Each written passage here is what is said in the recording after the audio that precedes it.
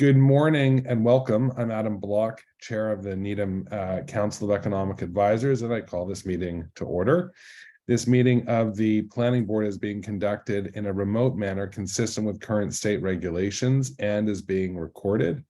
Public access to this meeting does not ensure that there will be public participation unless required by law.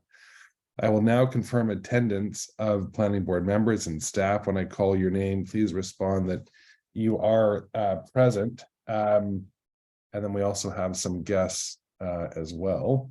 Adam, just for the record, I'm sure it's out of force of habit, but you said Planning Board, not CEA. Thanks very much. I appreciate the correction. Yes, the Council of Economic Advisors. Thank you. Thanks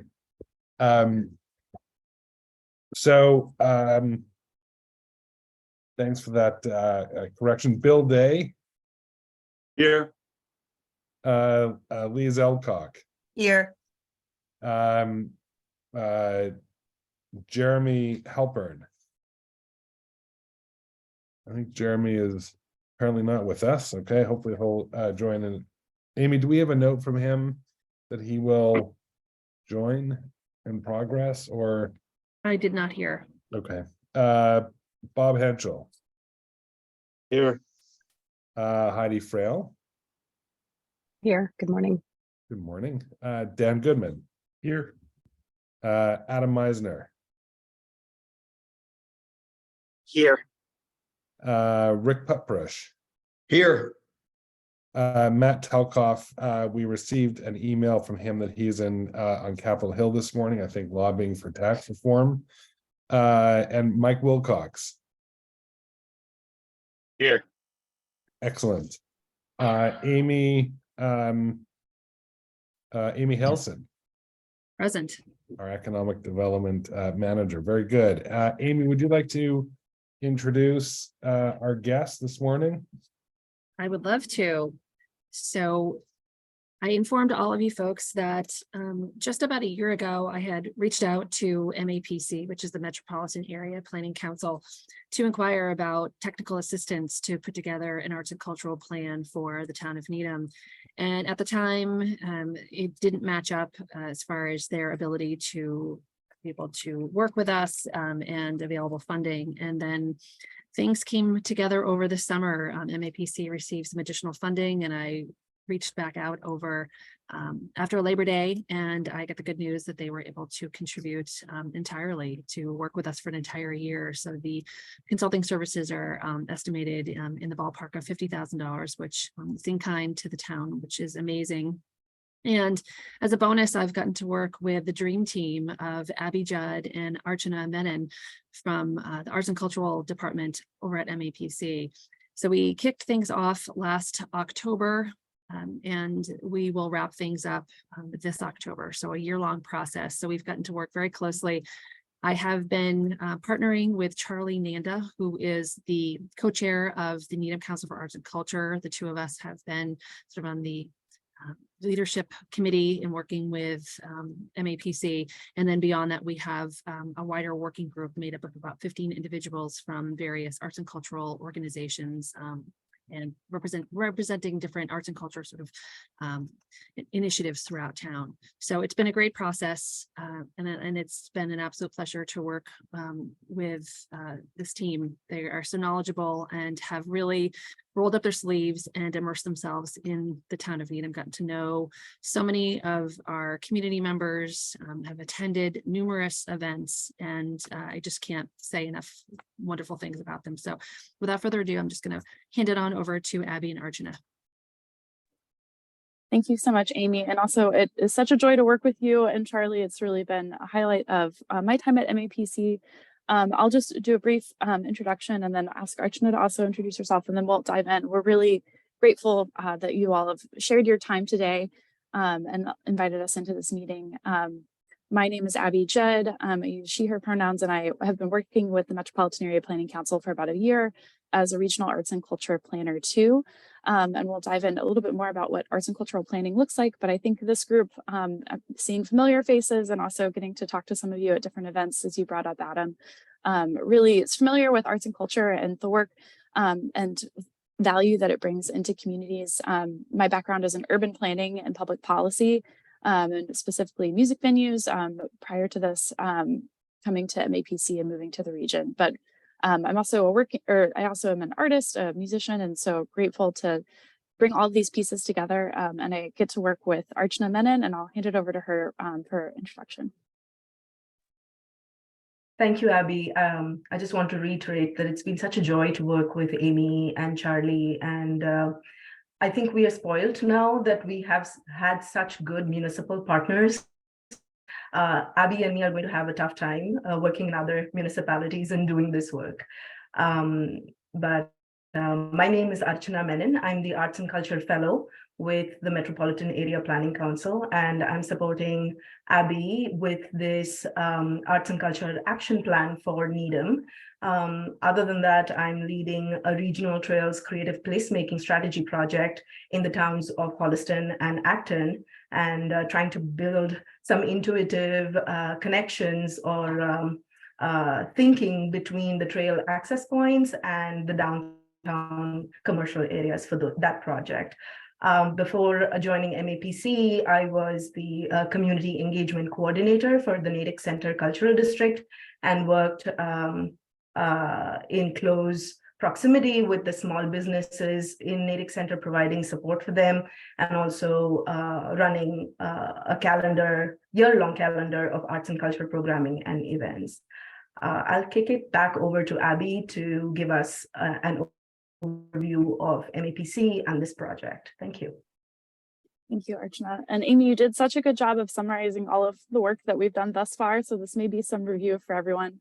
But just wanted to give just a brief bit of context, and apologies, this may be familiar to a lot of you already who've maybe heard of MAPC or worked with MAPC in the past. But we are working on the Needham Arts and Culture Action Plan, which is a core part of arts and cultural planning work that we do out of our department. If you're not familiar with Metropolitan Area Planning Council, we're the regional planning agency for the greater Boston metro area, and we serve the 101 cities and towns around the greater Boston area as highlighted in this map, and have been working with Needham since October, as Amy mentioned. There are 8 subregions within the larger MAPC region, including TRIC and Inner Core, Three Rivers Interlocal Council, and the Inner Core committee as well. And Needham kind of sits at the intersection of both of those, but another hat I wear is as a sub-regional coordinator, and get to support and think about how we support ongoing issues within the subregions as well. Generally, MAPC provides technical assistance through a variety of different planning practices, including housing, economic development, transportation, other land use and regulations, environmental planning. I know y'all are working on a climate action plan in Needham. We do a lot of different types of planning, and arts and cultural planning is a core practice evolving that we're growing at the agency. We are one of 3 regional planning agencies in the nation that have an arts and culture department. So this is exciting work happening here in Massachusetts. Just MAPC's mission really is centered on smart growth and regional collaboration. And I think within arts and cultural planning, say, oh, this doesn't apply, but we are really, as we've been talking with community members and thinking about how all of these resources are connected, there are so many opportunities for collaboration and thinking about how we can support a robust ecosystem of arts and culture throughout the region, and going through the Arts and Culture Action Plan in Needham, this has been evident as well. Our department really is focusing on planning and policy conditions that support arts and culture thriving, and that is what we've tried to do and are thinking about in Needham as we're drafting the action plan. As Amy mentioned, we've done a lot of work thus far, and it started in the fall of last year. And have really been in kind of 3 phases. The first being kind of data gathering and listening with the working group that was formed, doing more engagement this spring that we're working on wrapping up in June. And then really this summer we'll be busy drafting a plan for you all to review and inviting you all to a public forum in the fall to come and give us feedback on what is represented and what is not, and thinking about what those pieces are. Just so this is a little bit of a snapshot of the places we may have seen you in the last 6 months. We have gone through and looked at the different cultural assets. Part of our work is cultural asset mapping, where we're identifying where arts and culture happen or where the places that support arts and culture exist throughout community. We met with this working group that was assembled, as Amy mentioned, to kind of identify the ongoing events and calendar, continuous things that come up on the calendar for Needham. And we've also done different site visits and participated in Needham's inaugural multicultural festival, as shown here in the bottom right as well. This is just a draft of kind of where we were looking at all the arts and culture assets in town, thinking about where they're located, how people access them, and kind of how to categorize those. So we've been doing more engagement to make this a more robust map and give us more information, but this is just kind of a preview of what those maps will look like. And as I mentioned, phase 2 has really been focused on talking and hearing, really listening to folks in Needham, based off of a townwide survey, which you may all have received already.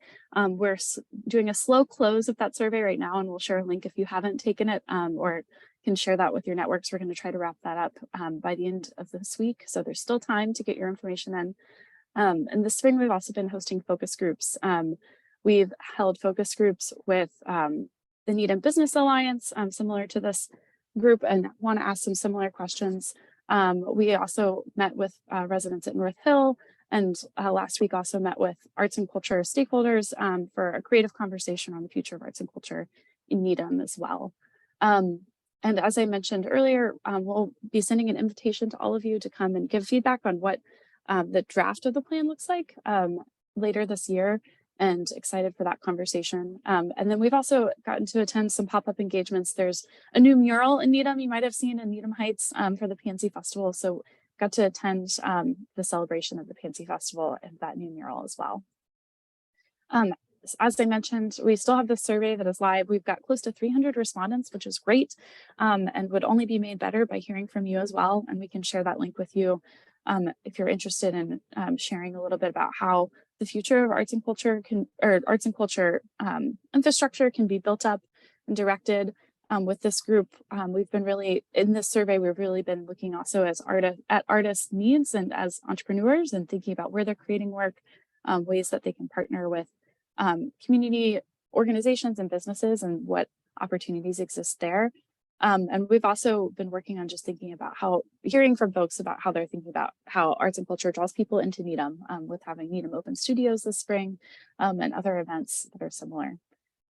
So I'm going to stop sharing my screen, and also just want to stop talking and hear more from you all. This really is just we want to have some time to hear, as leaders in the business community and folks who are thinking about economic issues in Needham. Really, we want to hear from you with a series of questions just about how you're thinking about arts and culture. And I guess we can start off a little bit just with this question of, how do you think about arts and culture, and how they impact Needham? And if we can just hop around, and if everyone wants to unmute and share, this would be helpful for us. I'll take a first crack at that. So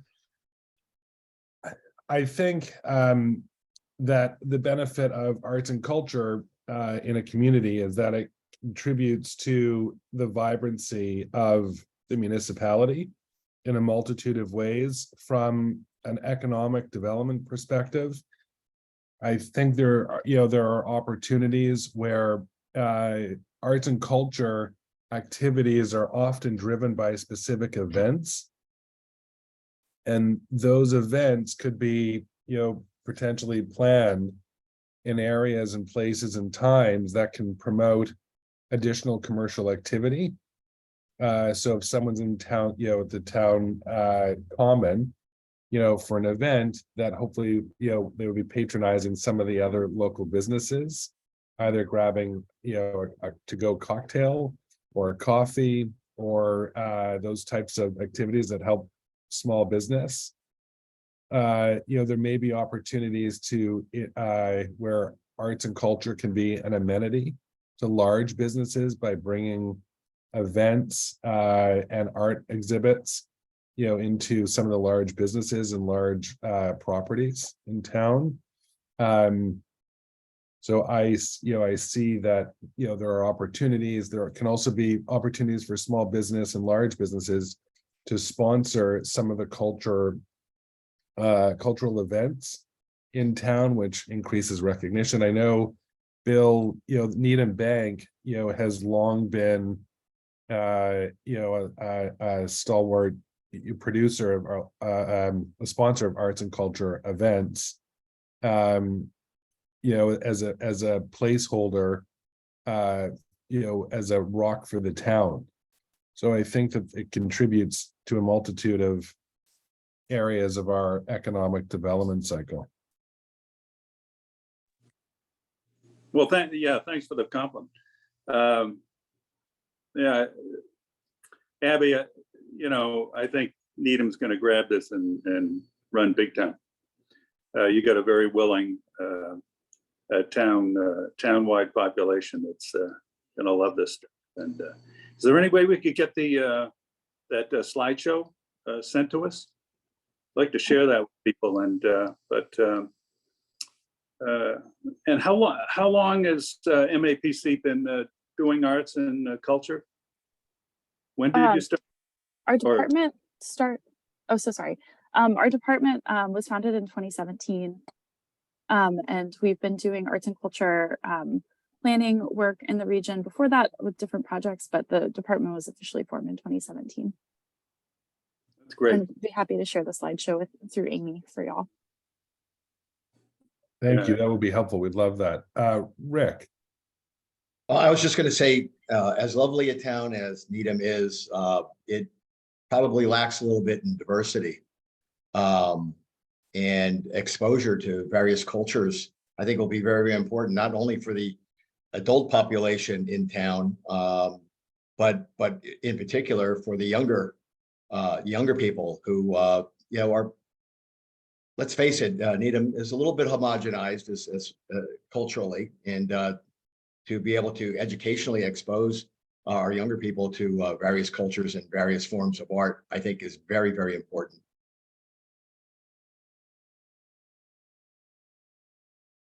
Absolutely. And I should have mentioned, we have done some direct outreach with some youth through Needham and are continuing to do that as well to make sure that group of folks and stakeholders in Needham's community is also represented. But to your point, yeah, thinking about a lot of our work sometimes feels centered on art, but we're really committed to the piece of culture and thinking about cultural equity and the representation of different cultures within the plan, and noting that there are growing conversations throughout Needham that we're excited about through the Multicultural Festival. Heidi. Hi, I so appreciate this work. This is great. I guess I worry a little bit about the economic viability of art as a job for people in Needham. It is such a wealthy community, and it makes it a little difficult, I think, for people of varying economic statuses to make a go of it here. So I appreciate the attempt to highlight the visit and make it more visible, because I agree, of course, that we are economically pretty homogenous, and we want to make a place for everyone. And I think that having arts and culture is really essential to that, but it makes it more difficult for people to live here if this is their primary employment. So there's a lot to think about, I think, in allowing or ensuring that artists are part of our community and not just sort of brought in for events, but really growing here and living here. It's I think the artwork, the mural in the Heights, added a lot of pop and color, to an area. It got people talking, which I think is good to have conversations about these kinds of things. Art and culture are also placemaking activities. So although in our town, it may not be as true with art shows, for instance, it certainly is. I have lots of friends in town will get together and go to the James for live music. And that's why I mean, can be a placemaking thing, and that helps. That can help business. That's why a multitude of businesses, I think, restaurants have, music throughout the town from time to time. One question that I had was, are you finding that that landlords are open to utilizing unrented spaces on a temporary basis, to promote art, arts and culture and activities or shows? What's your experience been like with that? And there are certainly some understandable barriers to entry for that. And how are you overcoming those barriers? I think that's an excellent question. I know that we've had conversations with folks around like how to use storefronts and thinking about like where people are able to share their work, whether that's through something like Needham Open Studios or through other events that happen throughout town or in different local businesses. And I think that is maybe an area where we could learn a little bit more about kind of the willingness of landlords to do that. One of the questions on the survey for folks who identify as artists is asking where they practice or where they're able to find studio space or share their work. And I think there's some interesting data that we can dig in more to and maybe do some follow-up of if they are renting or having other space where that could be. And Amy, I see your hand and I see Rich. Yeah. So first of all, I don't know why I have this weird filter. Let me just acknowledge that I keep having every time I have. It's very artistic. Teams in the background, and then I start Zoom. I don't know if you remember one of our last meetings, I couldn't get video to work at all. So I'm not trying to be expressive or creative, but nonetheless, I wanted to just comment that I actually have reached out to several of the local landlords. And if you may remember, as we had additional vacancies in Needham Center during the pandemic, we did have artwork displayed in several of the empty storefronts. The good news is that those storefronts have actually now been occupied by long-term tenants, but so we don't have the opportunity to showcase local art in the same way. However, we did have Project Pop-Up that was in Needham both in the summer of 2021 and 2022. And with that came the opportunity to showcase artwork from local artists as well. Not all of them were Needham-based artists, but some of them were.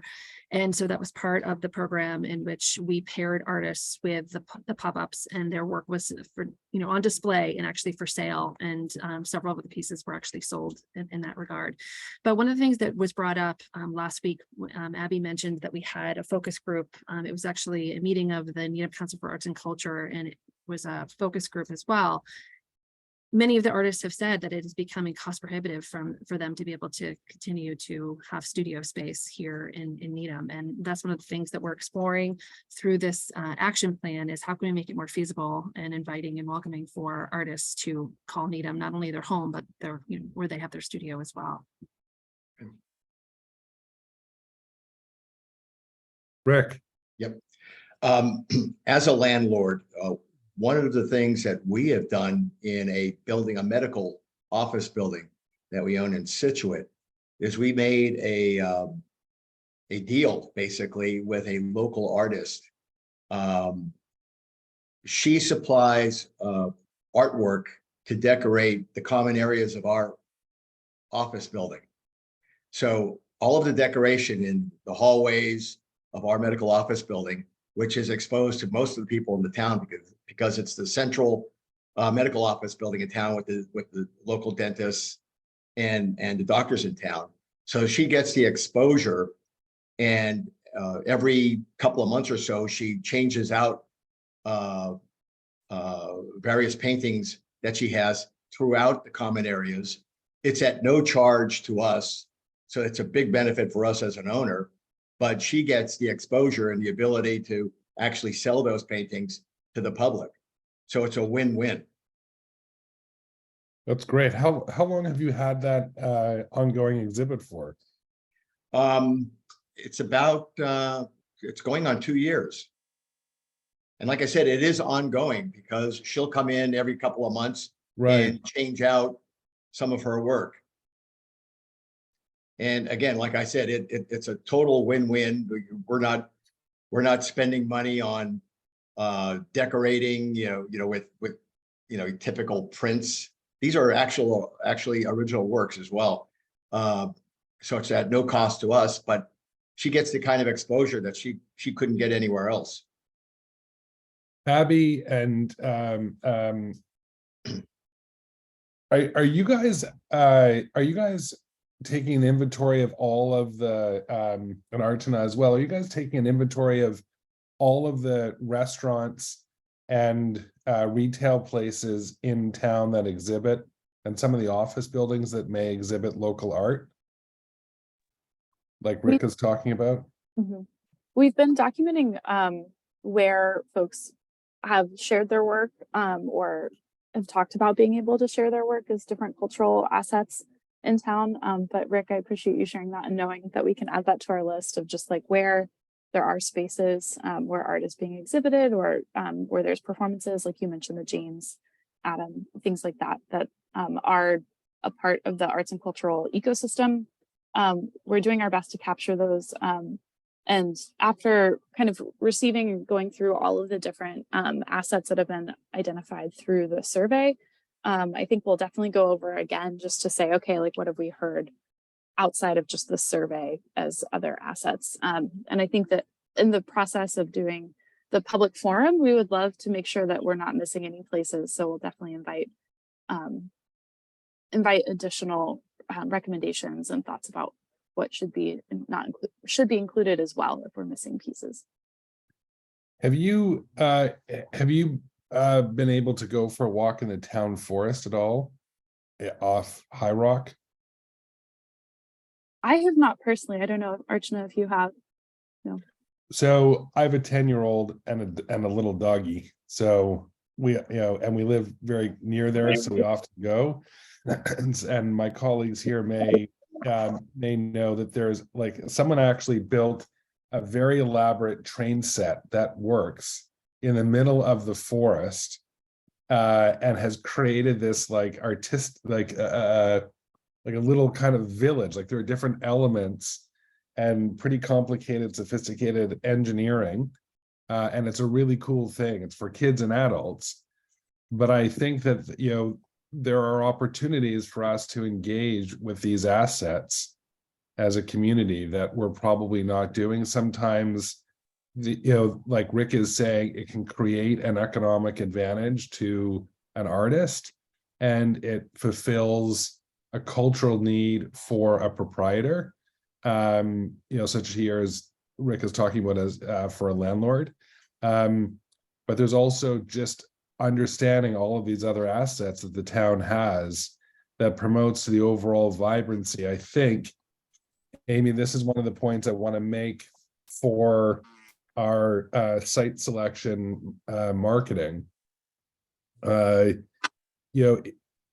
is how it contributes to the vibrancy of the town, and it increases our local competitiveness in comparison to other businesses and to other municipalities, I should say.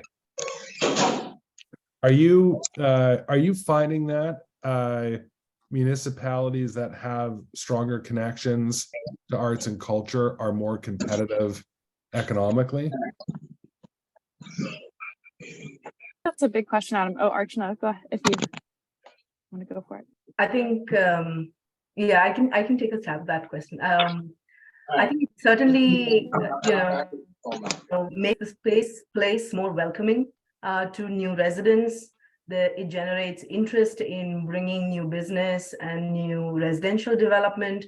So, but I also want to kind of make sure we hear what Heidi's trying to say here, that there needs to be a balance in terms of placekeeping and placemaking, and that folks continue to find the place affordable and not, the vibrancy is not just for future residents and future businesses, but it is for the people who have continued to live in Needham and want to continue to live in Needham. So I think that is the ongoing challenge. But to your point, Adam, I also wanted to just say that we've been hearing this, that Needham has a lot of arts and culture assets and resources, but they're sort of hidden. And I think through this action plan, our attempt is going to be to bring them forward and highlight where these places are, what these assets are, and how folks can collaborate and leverage the assets in their own town. And they don't have to kind of go out of Needham to have a great evening, to support interesting arts, culture, food businesses. It's all here, and we just need to kind of market them, elevate them, and make it known to everybody in the community. I think that's one of the things that we learned from the Multicultural Festival was, to Rick's point, frankly, the town can be homogenous in many ways, and yet, there was a lot of, a vibrant mix of, culture and background. But like you're saying, Arjuna, it needs to be brought out. It's more, it needs to be promoted more, I think. The greatest promotion of diverse culture, unfortunately, in Needham seems to be the 4th of July parade. Yes, that's a big cultural event in town and has been for many years. Right. But we can do better.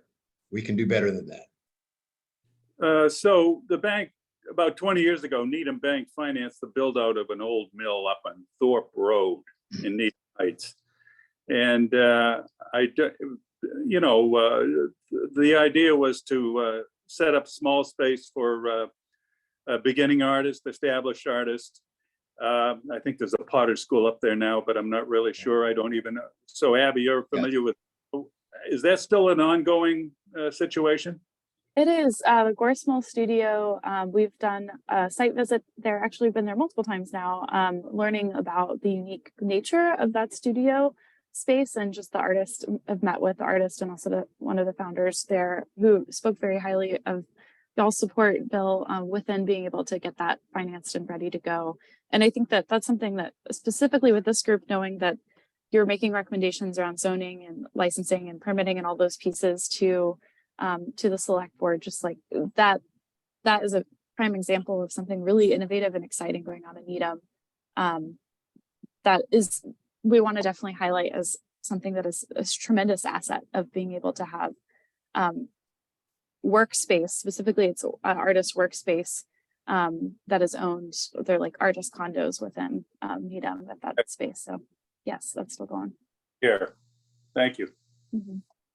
One of the goals that that I have when I was running recently for the running for re-election for the planning board separate to this board, was this idea of unlocking the Charles River, where we could create a boardwalk all along the Charles from Highland Avenue up to Central Avenue, rezone the area, and the planning board will have to study all of this, but rezone the area that would be truly mixed use, where we would have all kinds of micro retail, 150 square foot, 200 square foot, larger than kiosks, but they're very small areas. Some might sell t-shirts, some might sell ice cream. You can canoe up there. You can take a nice romantic walk all the way up after dinner. Ideally, there'd be a bandstand where there'd be an opportunity for place making, community making, for arts and cultural events, in addition to large multifamily residential and some commercial office as well. And it's an interesting idea that we consider as part of the special permit for that. If someone's asking, for instance, for increased, density, that they do participate in the creation of these types of venues that can support cultural vibrancy of the town. It's not frankly something that I think the town has thought about from a zoning perspective or from a permitting perspective before. But I can see the economic benefit to, to the town, and a cultural benefit to the town in doing that. Bill, I'm glad you brought that up. That's what, made me make the connection for those, facilities. Anyone else have anything to contribute? Any other questions? I have something that, Yeah. a piece of artwork that I'm going to send to you, Amy, and Adam to take a look at. My daughter, as you know, is an artist, and she has put together this sort of multicultural piece of art that that I'd like you to see, and maybe it's useful to the to our efforts here. Love it. Great. Archana and Abby, did you have anything else that you wanted to comment on, or any additional questions that you had for us? Yes, I want to be mindful if y'all have other items on your agenda. So please feel free to just play the music to, to kick us out whenever you need. But we are really grateful just to hear from you all. And if there are just things from folks of just curiosities, or also just things that you would like to see in terms of arts and culture in Needham, or things you really value, as maybe just our final question. But again, defer to y'all on how much time we have. So I would say, Amy, let's recirculate the survey. I admit I haven't done it, but I will do it. So we'll resend that, and hopefully other colleagues will do the same. We're grateful to have your participation today. We look forward to the asset map and some of the other assets that you'll be creating and participating in the public engagement process in September. Do my colleagues have any other comments or questions? All right. Thank you both for participating and for coming today. And Amy, thank you very much for arranging. Great. Thank you all. Thank Really you. appreciate your time. Thanks, Thank you. guys. Thank you very much. We had the approval of our minutes from April the 13th as our next item on the agenda, but I wanted an opportunity for Archana and Abby to participate while we had as many folk as possible. So thank you very much for indulging that last minute change on the agenda. I had a couple of comments on the minutes of April 13th.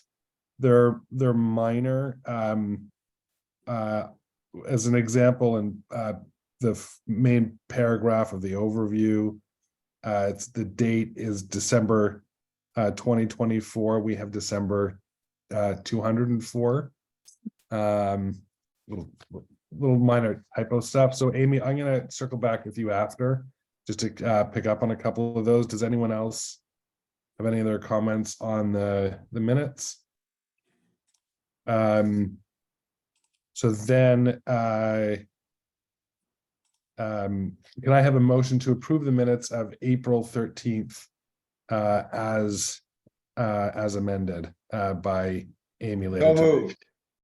We have a motion by Rick, a second by by Dan. Any discussion? Hearing none, I'll come to the vote. Dan Goodman. Aye.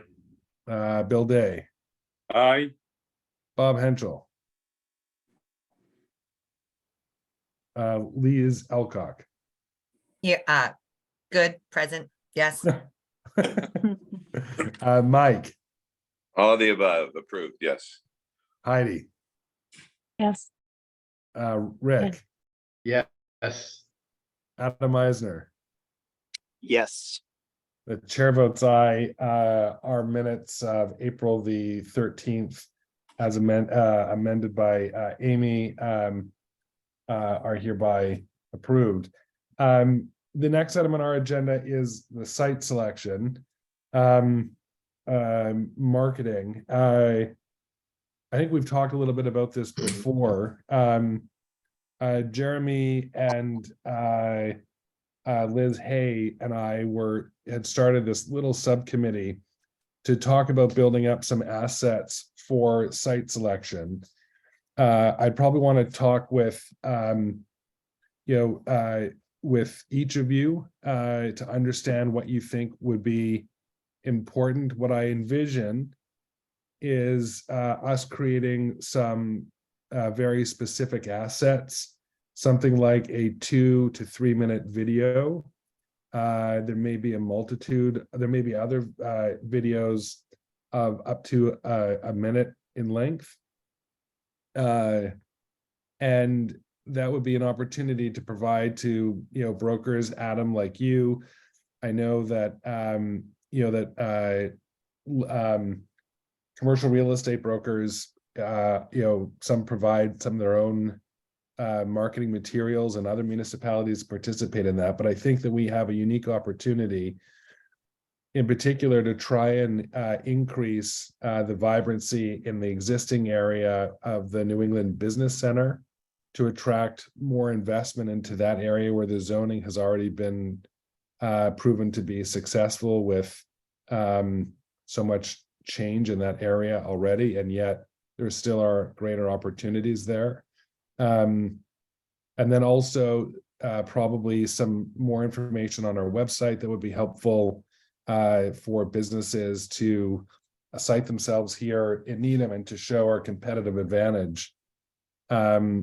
Lise, I think you've talked before about how through the N Squared effort through the chamber that you also have some assets that will be helpful as well. And I turned those over, but I can do it again. No, I have them. They're So quite extensive. There's a drone, there's a video, there's interim. Actually, Amy, I should get you another one from one of the office buildings. We have quite a few materials to share. So that's awesome. That's going to be really helpful. Mike, you guys operate a substantial amount of square footage here and in other municipalities. How do you promote one site over another site when you're marketing all your different spaces across multiple municipalities? Well, it depends on what the focus is. So when there is a specific leasing requirement, we'll engage in a marketing strategy, which sometimes does involve video, like we did that at 117. Very, site specific on the opportunity there. We've also done it for a development up in Cambridge Discovery Park, where we interviewed some people and used drones and highlighted various attributes. There it's the connection to the red line, etc. But we use Boston Visual, BVI. They do a great job, and I don't know what their pricing is, but they do a lot of work for NAIOP as well, and they do that pro bono just to sort of get their name in front of the real estate community. So our marketing people, I'm sure, would be happy to make an introduction. You obviously need to scale and scope it to what the focus is, but they would be, I think, a valuable partner just in terms of their skill set and doing this sort of thing. And they probably have other communities that they've done this with, not just with developers like ourselves. With that type of, does someone else? No, I was just going to ask, could you repeat the name of that company again, please? Boston Visual. Boston Visual. Okay. Are you, would you be open to sharing a link to those assets? Sure. Even the Cambridge assets? I think that might be helpful for that subcommittee. Just send it to who? Send Amy? it to Amy, please. Okay. Good. That would be helpful. Adam, what are you finding in the brokerage community with municipalities? Are you when you're working with office tenants and landlords, are you finding that some of the landlords are producing like Bullfinch does some of these site-specific marketing materials that talk about the amenities of the municipality? Yeah, sorry, I'm on, I don't have my camera on. I'm driving right now, so I'm trying not to look at the screen and vice Understood. versa. But yeah, I mean, it's more so for the larger complexes. For instance, like where you represent WS Development at the street for the building, the old movie theater site that they're repositioning. And so we had Boston Virtual Imaging come in and do a video kind of highlighting. I mean, obviously there's a million, restaurants and stores and amenities in that area there. So it was definitely, important to get that in front of a lot of these tenants, especially, or a lot of these business owners, because they're having so much trouble with recruiting and getting people to come to the office. But, showing them, hey, we have like an urban location essentially out in the suburbs. That was, definitely important. And I think the video helped a lot for it. Some of the smaller buildings though, you may get a little, video, but it's hard, like for a Wells Avenue, let's say in Newton. There's just not enough amenities right there to highlight necessarily. So it's usually for the bigger complexes. I would just add, Adam, the key is Yeah. obviously what you do with it after you make it and the engagement, whether it be on LinkedIn or any of the other platforms, so that you're basically sharing that and getting the message out in a way that people can, see it readily, because that's obviously what the intent is to get it in front of a broad audience and targeted audience as possible relative to who you're basically pitching to. I agree. I want to devise with this group a marketing strategy of where we would engage those assets. Potentially some kind of like a launch party for, some kind of site selection process for Needham.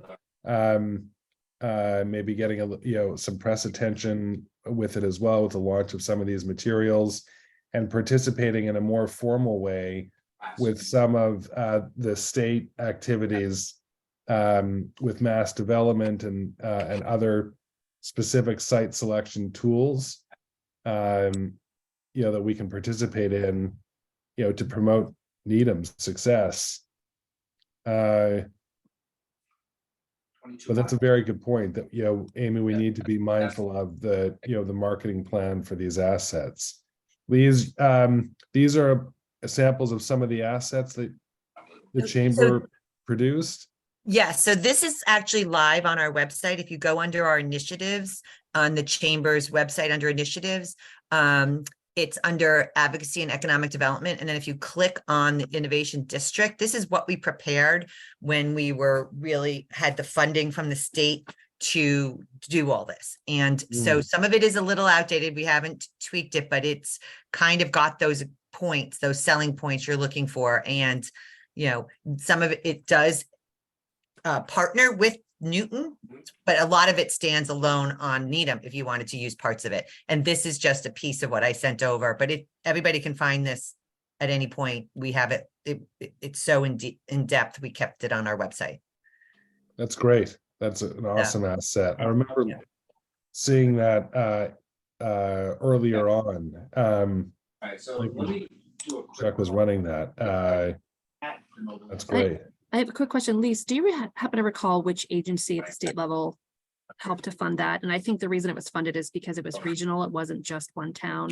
Because I've explored trying to find any resources at the state level to help underwrite the cost of site selection marketing, and I've come up empty-handed.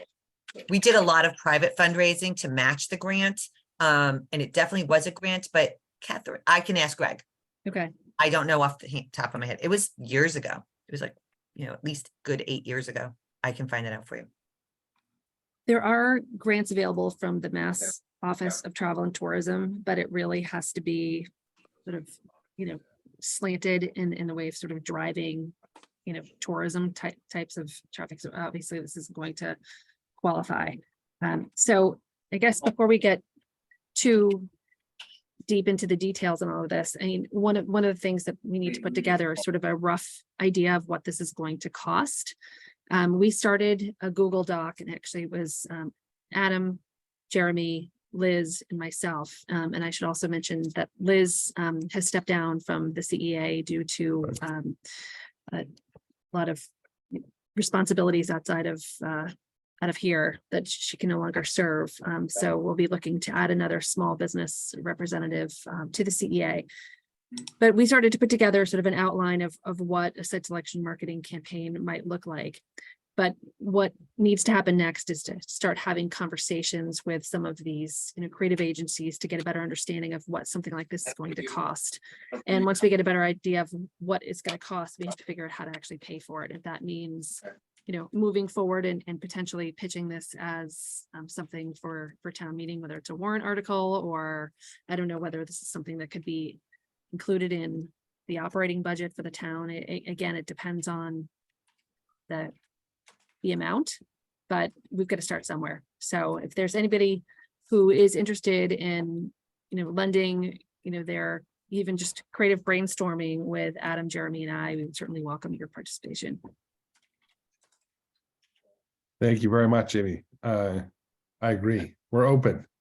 Amy, do you have an update report for us? Yes, it's very short and sweet, but basically I wanted to just give a couple of quick updates on what's going on with planning and community development. Wingate Development, we've got approval from the planning board to convert their nursing home to 50 independent living units, and they're also adding a third floor for 22 additional independent living units for a total of 72 additional independent living units. So that was positive news in the right direction, add some increased housing to Needham's inventory.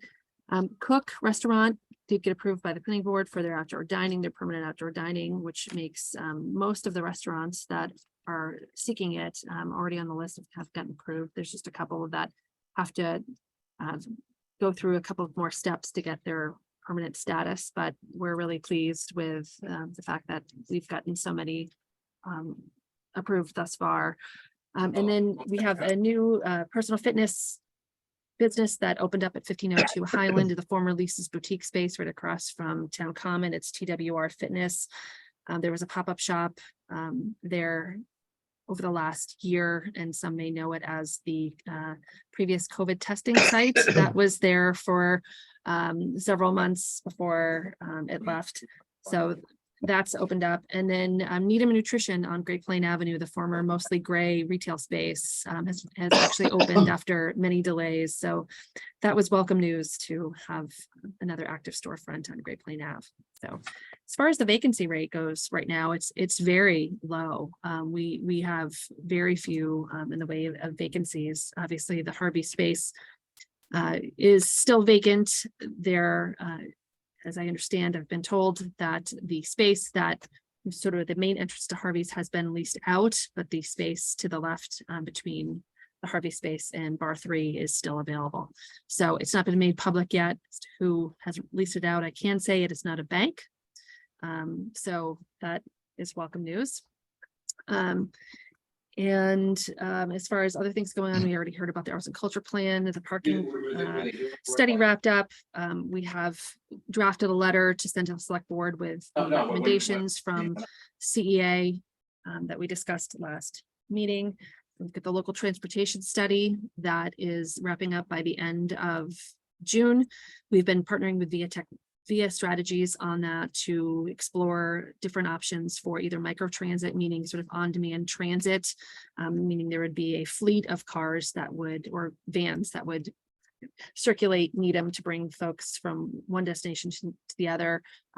Also considering going to the Green Line in Newton, as well as fixed bus routes. So that's happening as well. So trying to wrap up a lot before the end of the fiscal year, which is happening just in a couple of weeks, and look forward to the summer to being able to catch up and, really dig in deep to things like the site selection marketing. So that's pretty much it in a nutshell. Thank you, Amy. It's good activity. Heidi, do you have anything that you want to report in on from the select board at all? Just that well, as you know, Adam, the housing committee is getting underway, and we're looking for some applicants on the select board side, which would be someone who rents their home in Needham, and then a community member at large. So if anyone has any friends, neighbors, countrymen who are interested, please send them our way. We're still looking for applicants.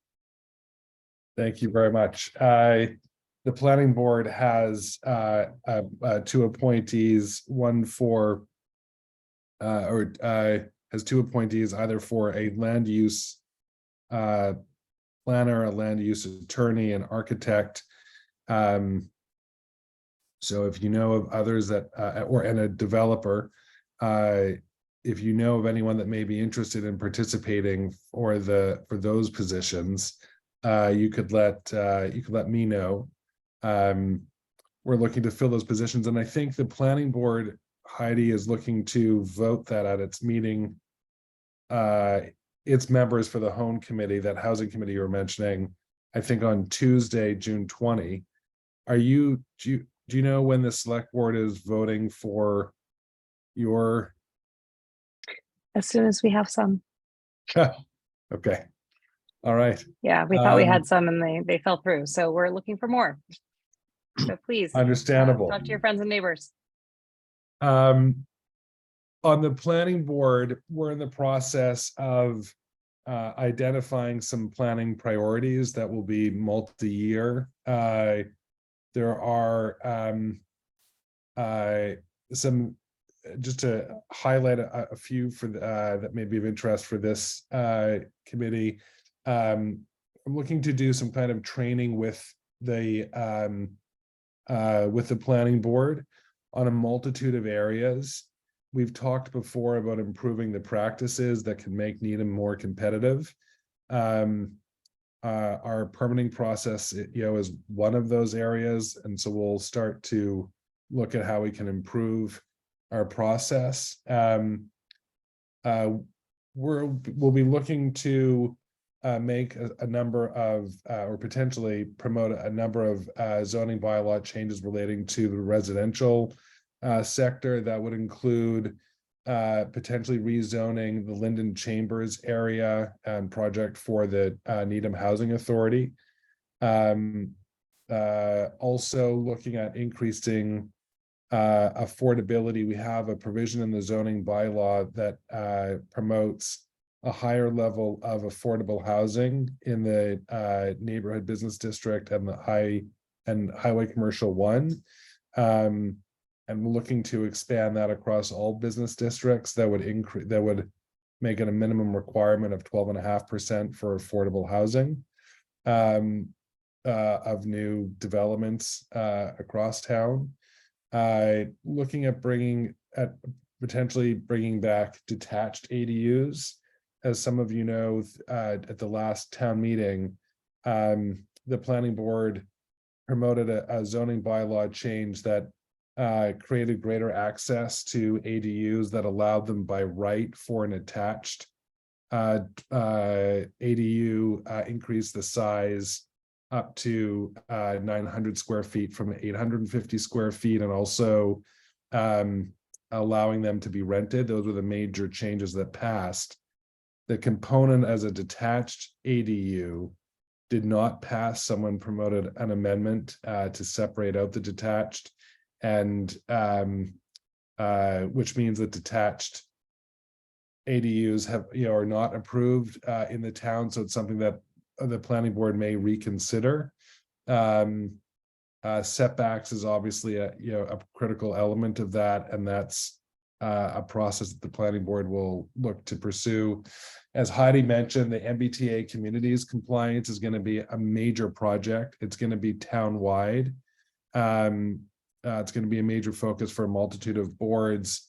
I think the town is looking to pass zoning bylaw changes that would ensure compliance with that new law.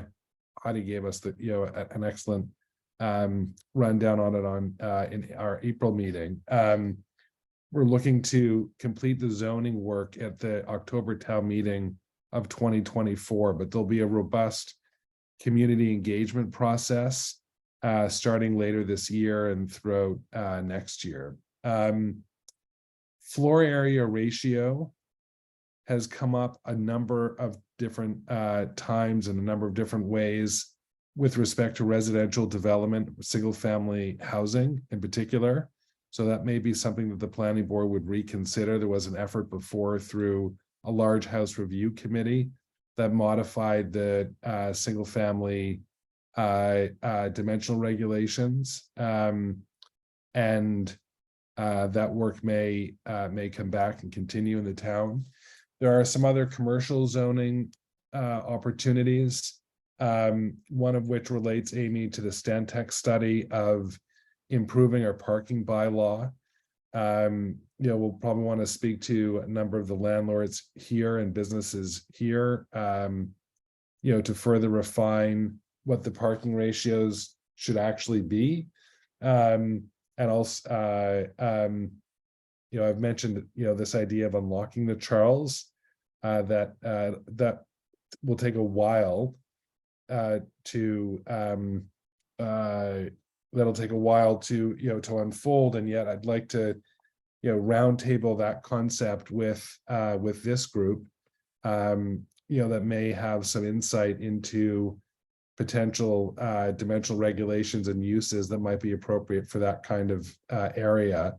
I wouldn't expect us to write the zoning like with the highway commercial 1 zoning, and yet I think that there may be an opportunity for this body to provide some insight, which would be helpful.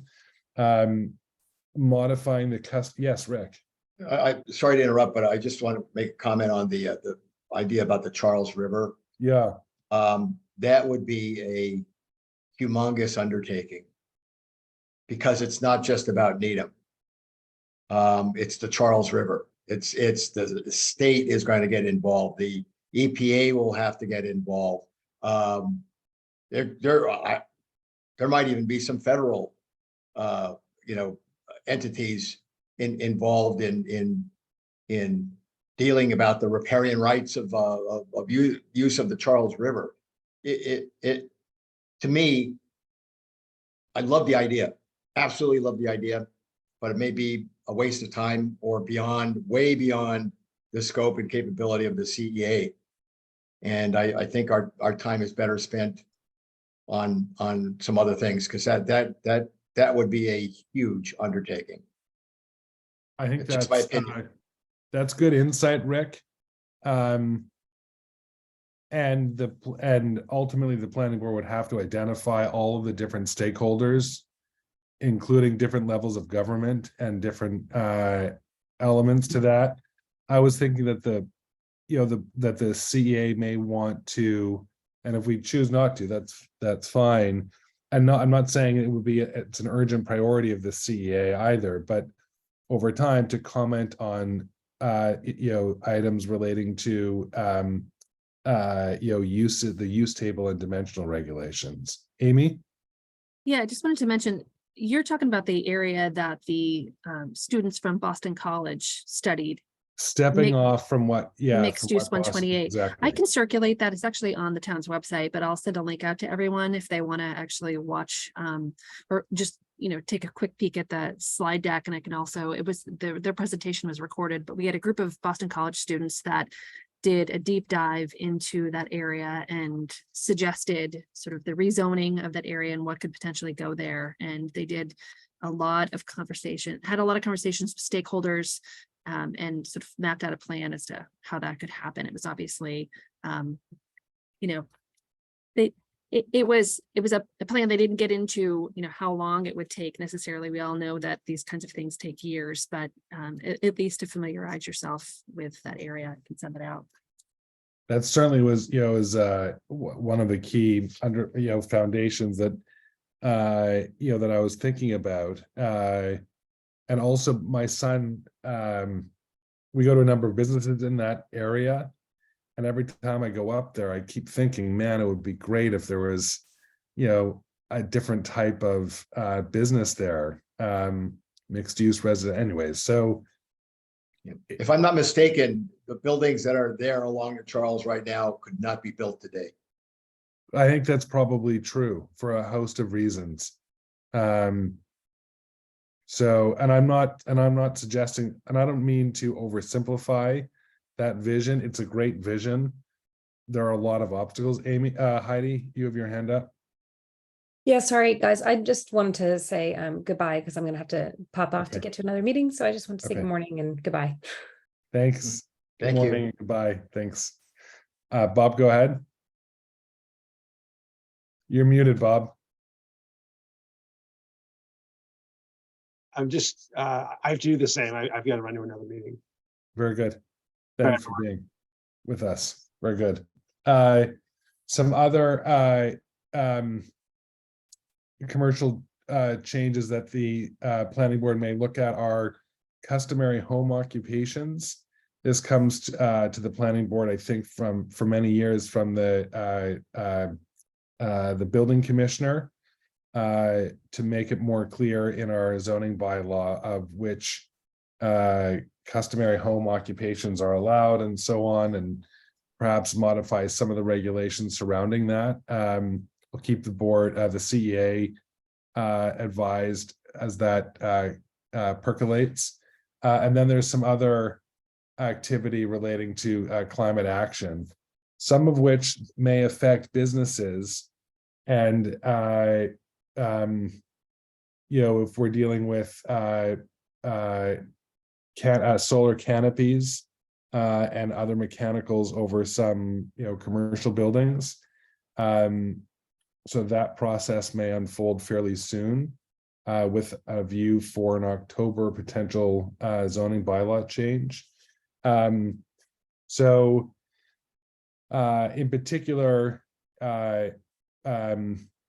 Lise, if you can mention that to some of your real estate folk that deal in Needham, and Mike and Bill, if you guys want to track some of the climate action work that the planning board may be doing over the course of the next few months, it would be helpful to have your perspective on what's reasonable and what some of the barriers are to improve and to minimize some of the restrictions that can make energy efficiency easier access for a number of landlords and building operators. Rick, you may have some insight with that as well, and Dan, that's kind of your area as well, so would love some of your insight. I'll keep you posted as that continues to advance through the system.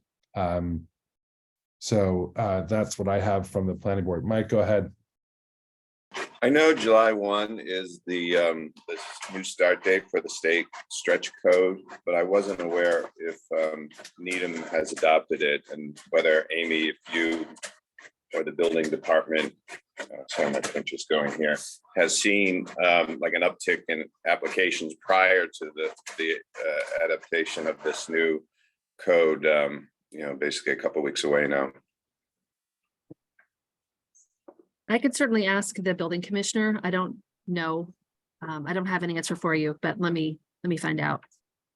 I think that the town has adopted the opt-in code, an earlier version of it, of the stretch code, and now there's a much higher standard. And the Climate Action Planning Committee, the CAPC, I think has formally recommended to the select board that the town does adopt that higher level of energy efficiency. And is Needham, where are they presently on the fossil fuel ban that some communities have sort of opted into, like Newton? I'm not aware of a fossil fuel ban by the town. It's maybe that would be more into Heidi's area if she's familiar with that from the select board, because that enforcement of the zoning bylaw comes under the planning board. but I don't know that we would necessarily have jurisdiction over that type of activity specifically. I think that the first step would be, the only step I'm aware of is the CAPC advocating at this point for adoption into that voluntary higher level stretch code. It's possible that Green Needham and some of the other environmental advocacy groups would look for the town to eventually adopt that type of a policy, but I don't know that we necessarily will. And it's not part of any plan that I'm aware of currently.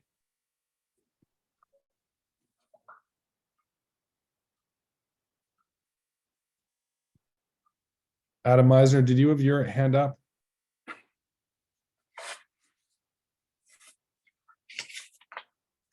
You may not have. I did not, sorry, I Okay. couldn't find the mute button. I did not have it up, sorry. No problem. Drive safely. So does anyone else have any other comment or anything else to report in or a question on anything? Doesn't look like that. So at this point, I would entertain a motion to adjourn. Would someone like to move that we adjourn? Motion to adjourn. We have a Second. motion by Dan to adjourn. Second, was that Bill? And just in terms of discussion, we'll look for a meeting probably in July. And I would like to try and see us get back into meeting in person. So stay tuned for that. It'll probably be hybrid, but hopefully we would be able to meet in person soon. Maybe that would start in September.